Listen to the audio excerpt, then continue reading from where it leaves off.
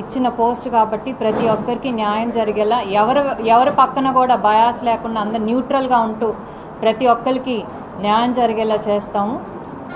అలాగే రాష్ట్రంలో పరిస్థితులు బట్టి ఇప్పుడున్న ప్రభుత్వం ఏంటంటే ఆంధ్ర రాష్ట్రంలో ఎక్కడా కూడా డ్రగ్స్ గంజాయి అనేది లేకుండా చూడాలనే ఒక ఇదితో ముందుకెళ్తుంది. దానివల్ల గత 5 ఏళ్లలో మనం చూసాం ఆడవాళ్ళ మీద అత్యాచారాలు పెరిగిపోయినాయి.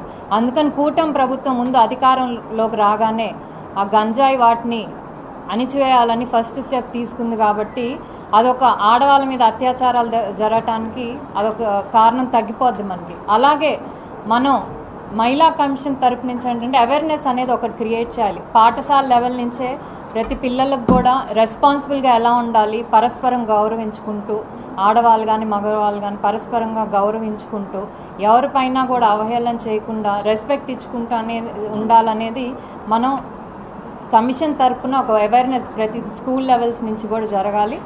అలాగే ప్రతి ఒక్కళ్ళు కూడా బాధ్యతగా సోషల్ మీడియాని ఈరోజు సోషల్ మీడియాలో గత 5 ఏళ్లలో ఇప్పుడు చూసాం ఆడవాళ్ళ మీద చాలా అసహ్యంగా ఇష్టం వచ్చినట్టు మమ్మల్ని ఏమీ చేయర్లే అన్న ఒక ఇదితో ఆడవాళ్ళ మీద చాలా ఇదిగా పోస్టులు పెట్టడం కానీ అవన్నీ చేస్తున్నారు. వాళ్ళెవరికి కూడా గత 5 ఏళ్లలో ఎవరు మహిళా కమిషన్ తరపు నుంచి కానీ వాళ్ళకి ఏ శిక్ష పడలేదు.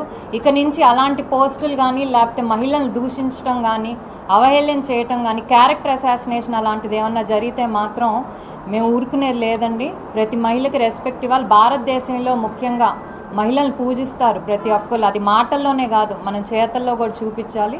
సో ఈ బాధ్యత నేను నిలబెట్టుకుంటాను. నాపై ఉంచిన నమ్మకంకి నేను న్యాయం చేస్తానని అనుకుంటూ థ్యాంక్